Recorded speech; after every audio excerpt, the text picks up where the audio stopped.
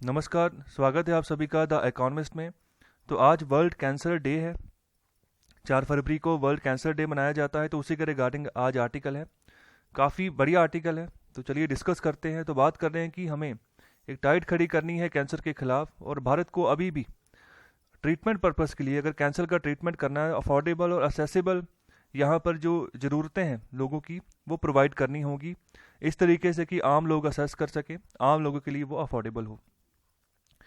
तो इसी के रिगार्डिंग सिर्फ और सिर्फ अगर हम कैंसर स्क्रीनिंग शो कर देते हैं तो वो किसी काम नहीं आएंगी। ओके, कि हमने ये काम किया है और ये रिजल्ट निकल कर आया, वो किसी काम नहीं आएगा।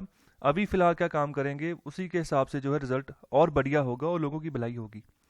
और शुरुआत में बात कर रहे हैं कि अभी कुछ कंट्रीज़ ने काफ़ी बढ़िया रिजल्ट उनका आया है कि उन्होंने फ़ाइट लड़ी है कैंसर के खिलाफ। तो काफ़ी शुरुआती जो रिजल्ट निकल कर आए हैं काफ़ी बढ़िया है, लेकिन ये समय सेलिब्रेट करने का नहीं है अभी। यहाँ पर बात कर रहे हैं अमेरिकन कैंसर सोसाइटी के बारे में। तो उनके द्वारा एक यहाँ पर डाटा आया जिसके रिगार्डिंग ये बात कही गई है कि यूनाइटेड स्टेट्स में 2017-18 में, ओके, 2017-18 में डेथ रेट जो है, जो कैंसर से डेथ रेट निकल कर आ रहा था, उसमें 2.4% की गिरावट देखने को मिली है। ओके, 2017-18 में 2.4% की गिरावट देखने को मिली है जो कैंसर से डेथ होती है उनकी। और ये बिगेस्ट डिक्लाइन इसको कहा जा रहा है एक सिंगल ईयर में, और इसको रिकॉर्ड भी आप कह सकते हो।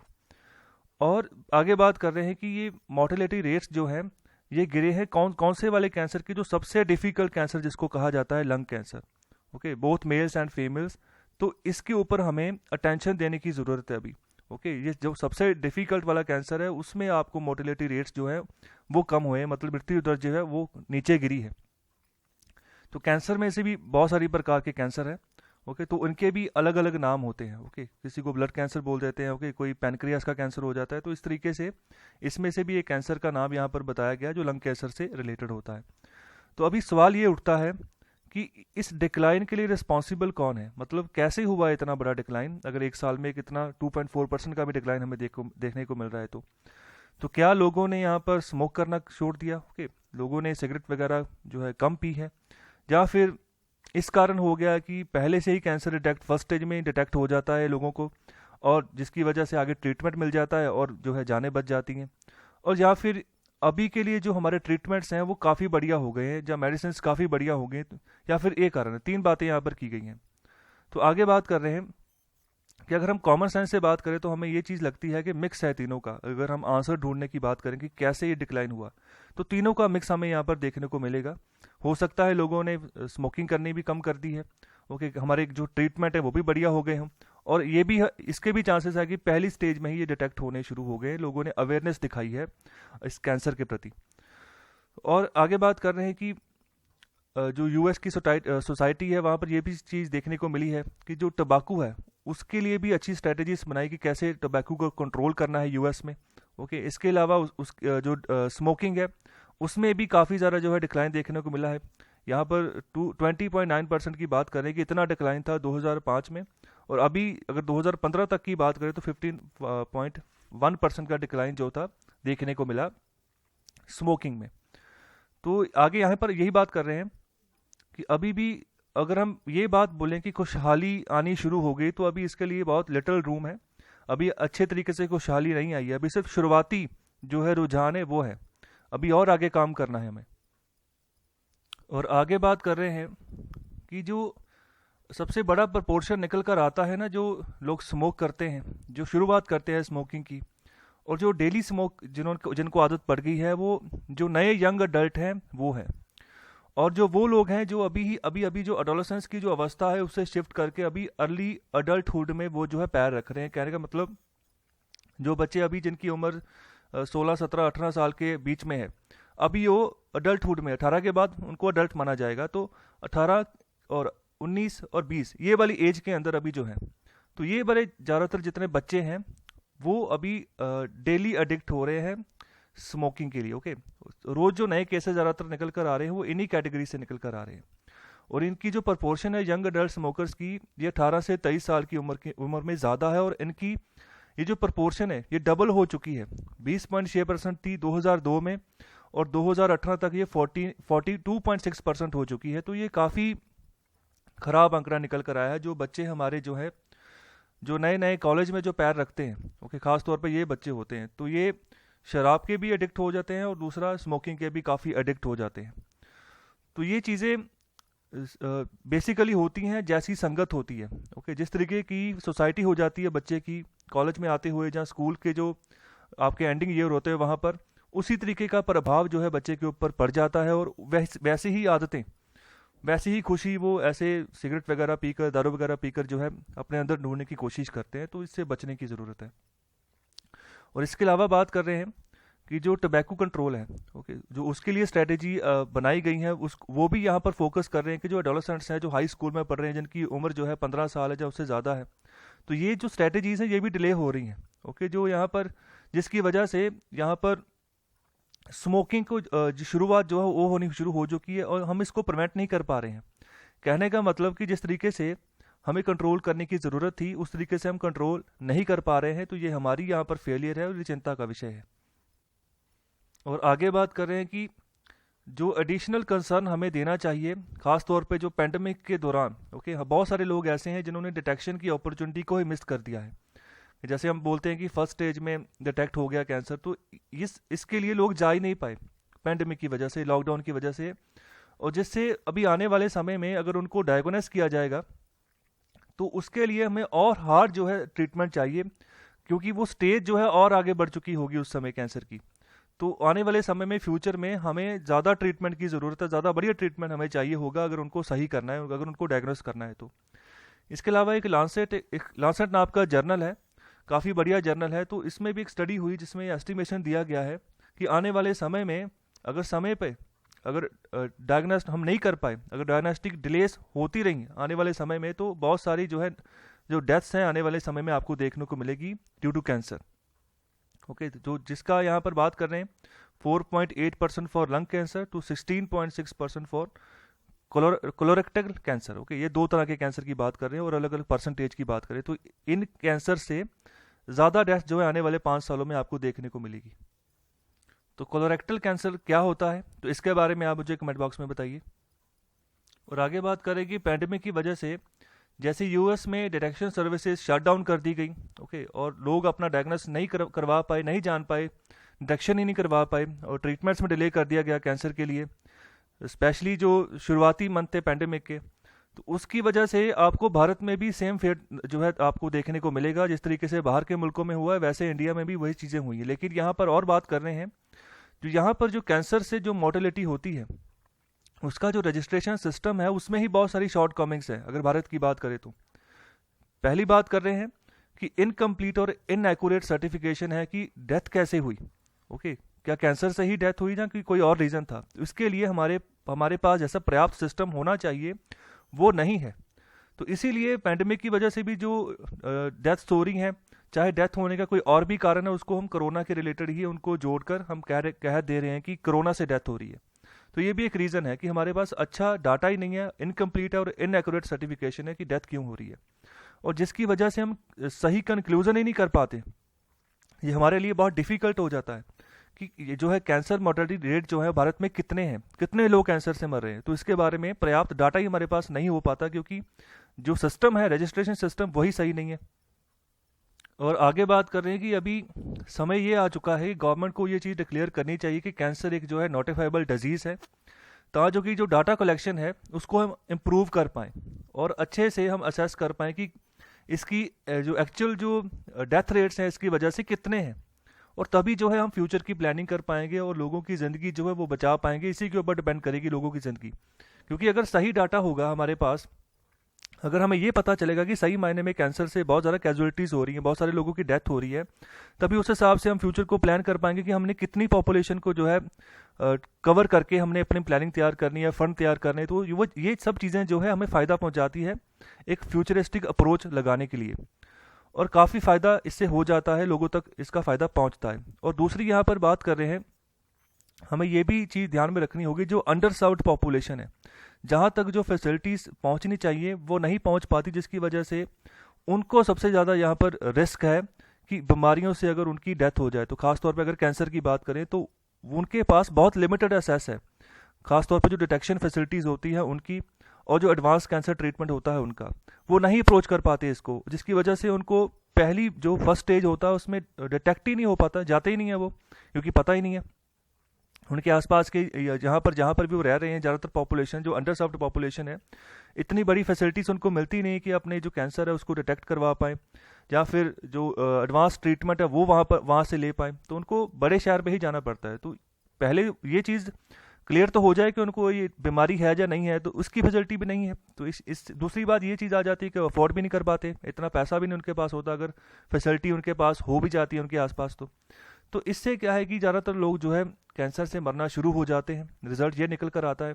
और जो नोवल कोरोना वायरस है उसने भी हमें यहाँ पर एक तरह का लेसन दिया है कि हमें किस तरीके से काम करना है आगे आने वाले समय में। और आगे बात करें कि हम चले इकट्ठे हों, और जो हमने मिक्स की बात की थी, जो लेक्चर की शुरुआत में हम मिक्स की बात कर रहे थे कि हो सकता है इस मिक्स की वजह से जो है डिक्लाइन देखने को मिला यूएस में। वो मिक्स क्या गया था, सबसे पहले ये चीज़ बात की गई थी कि अर्ली डिटेक्शन हो पा रही है, दूसरा है लोगों ने स्मोकिंग करना कम कर दिया है, और तीसरा था कि जो हेल्थ केयर फैसिलिटीज़ हैं, जो ट्रीटमेंट है कैंसर का, वो सही हो गया है। तो उसी मिक्स को यहाँ पर जो है अप्लाई करने की ज़रूरत है भारत के केस में भी।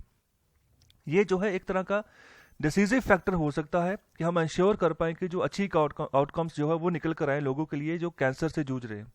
ओके, तो उसके लिए यहाँ पर यूनिवर्सल हेल्थ केयर की बात कर रहे हैं कि with access to high quality and affordable cancer care. High quality cancer care मिले, और अफोर्डेबल मतलब कि जो जितने उनकी जेब में पैसे हों उस हिसाब से वो अपना इलाज करवा पाए। ओके, तो उससे वो कौन इसको बैक करे, जो रोबस्ट पब्लिक हेल्थ सिस्टम है, खासतौर पर सरकार की बात कर रहे हैं कि सरकार को यहाँ पर अच्छी तरीके से यहाँ पर बैक देनी होगी। ओके, तभी जो है ये चीज़ें मुमकिन होगी। ओके, सरकारी अगर कोई चीज़ ऐसी होती है तो उसमें पैसे फीस वगैरह कम लगती है और आपका अच्छे से इलाज होना शुरू हो जाता है। और इसमें टेलीमेडिसिन जो है वो भी एक इम्पॉर्टेंट रोल अदा कर सकती है। ओके, टेलीमेडिसिन का भी अभियान जो है मिनिस्ट्री ऑफ हेल्थ जो ministry of health and family welfare है उनके द्वारा टेलीमेडिसिन नाम का भी अभियान चलाया गया है। तो ये क्यों चलाया गया था, इसके बारे में आप मुझे कमेंट बॉक्स में बताइए। टेलीमेडिसिन तो हमें जो है नेशनल कैंसर ग्रिड जो है वो बनानी चाहिए। तो ये एक इम्पॉर्टेंट बात यहाँ पर कर रहे हैं, इसके बारे में आप मेंस आंसर राइटिंग में भी लिख सकते हो कि नेशनल कैंसर ग्रिड जो है उसकी स्थापना की जाए, जो कि जो गैप हो जाता है यूज़र्स के बीच में और जो हेल्थ केयर फैसिलिटी की जो प्रोवाइडर्स है उनके बीच में, वो ख़त्म किया जा सके। जो यहाँ पर अच्छी क्वालिटी की कैंसर केयर प्रोवाइड करेंगे हमें, और जो यूज़र्स हैं जिनको यहाँ पर कैंसर से जो लोग जूझ रहे हैं, तो उनके बीच में एक जो है ब्रिज की तरह काम करेगा नेशनल कैंसर ग्रिड। तो ये चीज़ बनानी चाहिए, एक स्टेप है सही डायरेक्शन में। और आगे बात कर रहे हैं, ऑथर ये बात कर रहे हैं कि एक बात उनको रिकॉल हुई है कुछ साल पहले। तो कुछ साल पहले वो लांस आर्मस्ट्रॉन्ग को सुन रहे थे, वो सेलिब्रिटी हैं अमेरिका के। तो वो बता रहे थे अपने कैंसर एक्सपीरियंस के बारे में, जिसकी वजह से उन्होंने एक संस्था शुरू की थी जिसका नाम था लिवस्ट्रॉन्ग फाउंडेशन। तो उसके बारे में वो बात सुन रहे थे, तो डॉक्टर ने उनको एक बात कही थी, एक रिमार्क दिया था कि जब आप हॉस्पिटल से बाहर निकलोगे, अगर आपका अच्छे से इलाज हो जाता है, सक्सेसफुल ट्रीटमेंट हो जाता है, तो उसके बाद आप क्या करोगे? क्या जो आपको कैंसर हुआ था आप उसको सीक्रेट रखोगे? तो उनको यहाँ पर टेस्टिकुलर कैंसर था। ओके, टेस्टिकुलर कैंसर, इसके बारे में आप खुद सर्च कर सकते हो कि किस तरह का कैंसर होता है। तो टेक्सास में ही वो यहाँ पर इलाज करवा रहे थे जहाँ पर वो रह रहे थे। तो ये क्वेश्चन था डॉक्टर का कि आप क्या करोगे? तो उन्होंने यहाँ पर क्या किया, तो उनके पास वैसे भी पैसा काफ़ी था। ओके, तो उन्होंने कोशिश की कि जो बेस्ट कैंसर ट्रीटमेंट है उसको अफोर्डेबल प्राइस रेंज में प्रोवाइड किया जाए, जो आम लोग हैं जिन तक जो है ये चीज़ नहीं पहुंच पाती है। तो उन्होंने ये चीज़ बात को सोचा समझा कि अब मेरी जिम्मेदारी है कि मैं अपने सेलिब्रिटी स्टेटस को यूज़ करूं और इंश्योर करूं कि जो दूसरे लोग हैं उनको भी दूसरा चांस मिलना चाहिए। दूसरा चांस कहने का मतलब उनको भी सही इलाज मिलना चाहिए। अगर मेरा सही इलाज हुआ है तो दूसरों को भी मिलना चाहिए। तो उसके लिए इन्होंने यहाँ पर एक फाउंडेशन स्टार्ट की जिसका नाम था लिवस्ट्रॉन्ग फाउंडेशन, और इसके लिए काफ़ी कुछ उन्होंने किया। तो ये इस फाउंडेशन के ज़रिए उन्होंने $500 मिलियन जो थे कैंसर ट्रीटमेंट के लिए, कैंसर रिसर्च के लिए जुटाए, इकट्ठे किए, और इसमें से $6.5 मिलियन उन्होंने खुद से डोनेट किए थे इस संस्था में पर्सनली। और आगे इसी के रिगार्डिंग बात कर रहे हैं। अगर बात करें भारत की, तो हमारे यहाँ पर ही बहुत सारे कैंसर सपोर्ट ऑर्गेनाइजेशन हैं जो हीरोइकली काम कर रही हैं कि लोगों को अवेयरनेस लोगों में फैलाई जाए कि कैसे आप कैंसर से बच सकते हैं, कैंसर के बारे में कौन कौन सी सरकार जो है यहाँ पर सुविधाएं दे रही है, जिसकी और इसके अलावा कौन सी आपको सर्विसेज फ्री ऑफ चार्ज मिल रही हैं। तो आगे ये भी बात कर रहे हैं कि अगर हम ये चीज़ अवेयरनेस करवा रहे हैं, ठीक है, अच्छी बात है, बहुत सारी ऐसी ऑर्गेनाइजेशन है जो ऐसा काम कर रही हैं, लेकिन अगर अवेयरनेस हो गई, अगर कोई किसी को डिटेक्शन हो जाती है, तो अगर उनको अफोर्डेबल प्राइस में या असेसिबिलिटी उनको हम कैंसर ट्रीटमेंट्स के नहीं प्रोवाइड कर पाते, तो ये एक अनएथिकल बात हो जाएगी कि एक और हम अवेयरनेस भी फैला रहे हैं, दूसरी ओर अगर वो अपना अर्ली डिटेक्शन चाहते हैं कि पहले से पता चल जाए, तो अगर उनके पास पैसे ही ना हो, अफोर्ड ही ना कर पाएँ, वो अगर उनके आसपास कोई ऐसा सेंटर ही ना हो, असेस ही ना कर पाएँ, तो ये चीज़ गलत होगी। तो ऐसे ही जो है किसी एक बंदे ने ऑथर को कहा था किसी समय में, जब उनको एक डिटेक्शन हुई थी मैलिगेंट ट्यूमर की, ओके, तो उन्होंने तब ये बात कही थी कि आपने मेरे घर में आग तो लगा दी है, लेकिन आपने मुझे ये नहीं बताया कि मैं इस आग से बाहर कैसे निकलूं, कौन से साधन अपनाऊं। कहने का मतलब है, ये तो पता चल गया कि डिटेक्शन करवानी चाहिए समय पर कैंसर की, लेकिन करवाऊं कैसे, पैसे ही नहीं है, और कहाँ करवाऊं, कहाँ जाकर करवाऊं, कहाँ पर इसकी एक्सेसिबिलिटी मुझे मिल जाएगी। तो ये सवाल यहाँ पर किया जा रहा है। और आगे बात कर रहे हैं कि जो एक स्लम डिवेलर की सच्चाई होती है, जो उसके साथ होता है ना, बिल्कुल वैसा ही मिडिल क्लास पेशेंट के साथ होता है। स्लम डिवेलर जो झुग्गी झोंपड़ियों में लोग रहते हैं, वो लोग, और जो मिडिल क्लास है, मिडिल क्लास पेशेंट है, दोनों की हालत एक जैसी ही है। अगर बात करें इलाज करवाने की बात को, तो यहाँ पर जो पहले वाला जो स्लम डिवेलर है, जो झुग्गी झोंपड़ी में लोग रहते हैं, उनको तो फिर भी बहुत सारे फंड मिल जाते हैं, जो भारत सरकार की अलग अलग स्कीम्स होती हैं, उनके थ्रू अपना वो बिलो पॉवर्टी लाइन वाला जो कार्ड होता है, बीपीएल कार्ड, वो शो करके काफ़ी फंड्स उनको मिल जाते हैं। लेकिन जो दूसरा है, जो मिडिल क्लास है, वो उसको उसके ऊपर ही छोड़ दिया जाता है। ओके, तो वो कैसे आ गया है? तो जिसकी वजह से ऐसे जो पेशेंट्स होते हैं, फैमिलीज होती हैं, मिलती रहती हैं, थकी होती हैं, ओके, मतलब कि आस बिल्कुल उनकी उनकी गिर चुकी होती है, किसी तरह की आशा नहीं रहती है, और डिजीज़ उनको डिफीट कर देता है। और ये एक तरह का अनबेरेबल बर्डन जो है हमारी इकोनॉमी के ऊपर बनता जा रहा है। हमें इसको रोकने की ज़रूरत है। ज़्यादातर फैमिलीज जो मिडिल क्लास से निकल कर आती हैं, और उनको अच्छी फैसिलिटी हमें प्रोवाइड करनी होगी। और आखिर में बात कर रहे हैं कि जो एक रास्ता जो निकल कर आता है, जो इंश्योर करता है कि भारत में जो कैंसर से जो मरने वाले की मृत्यु दर है, ओके, वो अगर कम करनी है, तो सबसे बड़ी बात यही है कि स्टार्टिंग से ही ये चीज़ हमें पता कर लेनी है, शुरुआत में ही हमें जो है डिटेक्शन जो है करवा लेनी है। ओके, जो डायग्नोसिस जो करते हैं कैंसर की, ओके, हमें ये चीज़ पता होनी चाहिए, ये चीज़ की समझ होनी चाहिए कि अगर शुरुआत में अगर किसी चीज़ का मैं डायग्नोसिस करवा लेता हूँ, तो वो मुझे फाइनेंशियली ख़राब नहीं करेगी, फाइनेंशियली मुझे लूटेगी नहीं। लेकिन ये अगर यही चीज़ आगे फॉरवर्ड हो गई, आगे चला गया ट्रीटमेंट, तो ये फिर अगर कैंसर में तब्दील हो गया, तो फिर ये आपको पूरी तरह से डिस्ट्रॉय कर देगा, फाइनेंशियली भी डिस्ट्रॉय कर देगा, और आपकी हेल्थ वाइज भी आपको डिस्ट्रॉय कर देगा। तो ये चीज़ आपके ऊपर है कि अगर आपके आसपास कहीं बेस्ट ट्रीटमेंट अवेलेबल है, तो वहाँ पर जाइए, कैंसर स्क्रीनिंग करवाइए। ओके, तो ये जो राइटर हैं इस आर्टिकल के, वो है founder president of cancer support and cancer care India. Okay, तो आज जो है वर्ल्ड कैंसर डे है, 4 फरवरी को हम मनाते हैं, जिसके बारे में आपको पता होना चाहिए, इसके रिगार्डिंग क्वेश्चन पूछा जा सकता है। तो यही था पूरा आर्टिकल, जिसमें चर्चा की गई है कैंसर के बारे में, कैंसर रिलेटेड प्रॉब्लम्स के बारे में, तो कैसे हमें सुविधा प्रोवाइड करनी है, किसके ऊपर फोकस करना है, अगर मोर्टेलिटी रेट कम करना है भारत में, तो 3 चीज़ों के ऊपर यहाँ पर बात की गई थी, वो मैंने बार बार रिपीट की हैं। तो यही था पूरा आर्टिकल। कैसा लगा आपको आर्टिकल? तो कृपया मुझे कमेंट बॉक्स में ज़रूर बताएं कि आर्टिकल कैसा लगा है। लाइक कीजिए, शेयर कीजिए ज़्यादा से ज़्यादा, और चैनल को सब्सक्राइब कीजिए। बहुत बहुत शुक्रिया।